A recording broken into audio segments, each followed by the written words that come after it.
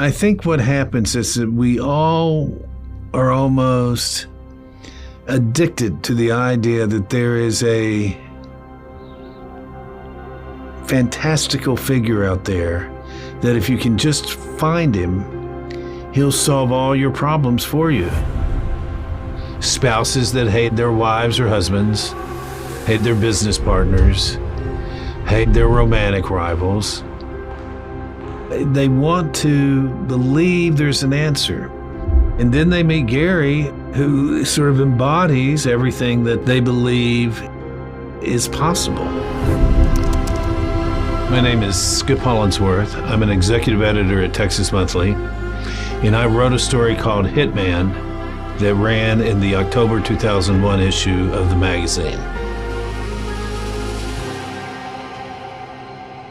I began to hear this story that was taking place in Houston of a hitman who was being hired by Houston citizens who were desperate to get rid of their rivals, their cheating spouse. They wanted them shot, stabbed, chopped to death, blown up, anything. Just get them out of their lives, and their lives they were convinced would be better. They were looking for someone to kill the people that had brought them so much misery in their life. A professional hitman. And that turned out to be this man named Gary Johnson. Well, Gary Johnson wasn't a hitman. He was a cop. You can't arrest someone for solicitation of murder just because they're sitting in a bar saying, I have got to get rid of my husband, I hate him.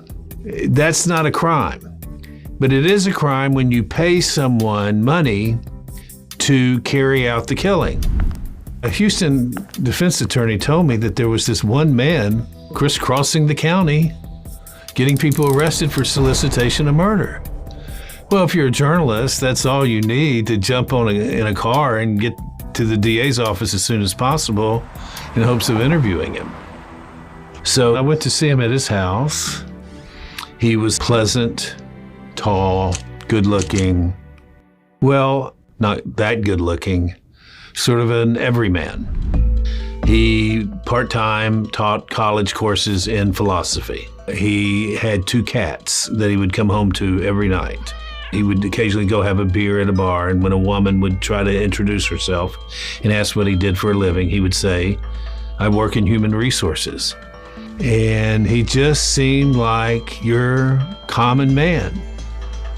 Except sometimes at night, a special black phone would ring by his bed. And it was his boss at the Harris County District Attorney's Office saying, Gary, we've got another one.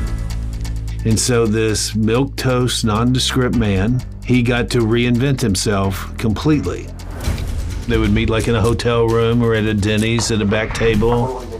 He dressed as a motorcycle bandit, a sleek foreign assassin who spoke in an accent, someone who was a member of special forces. And these people that were so desperate to have their rivals killed just looked at him with this kind of awe. Here was this real professional hitman, a gun for hire. I understand this now because I just want you to understand how serious it is. Do what you need to do. Okay.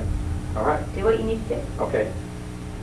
What I loved about the story was Gary's duality. You know, he would teach these psychology classes. He read Carl Jung. He had a Gandhi quote on his office wall. He meditated. And then came this moment where the black phone would ring and he would get the chance to be somebody he's not. And isn't that the way all of us act sometimes? That we want to be someone else. Gary had the chance to do it. Well, when the story came out in 2001, I talked to Rick Linklater about it and said, this might be something that'll interest you because you don't find characters like this very often. And he was hesitant. You know, every story sort of ends the same, which is an arrest was made. Well, years pass. And Glen Powell, the actor, reads the story and calls Rick and says, maybe this is something we could do together. He goes, have you heard of this story?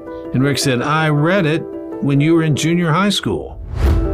I think people will go see this movie to watch Glen Powell put on all these different disguises, some of which are just flat out funny. Yet it doesn't become slapstick, because it's really a story about identity and who we are and what we can become in our lives. Did Gary like himself more as the humble philosophy professor at the junior college, or did he really like himself playing the relentless, remorseless giver of death? What do you think? I think you got to figure that one out for yourself. You can read the story at texasmonthly.com.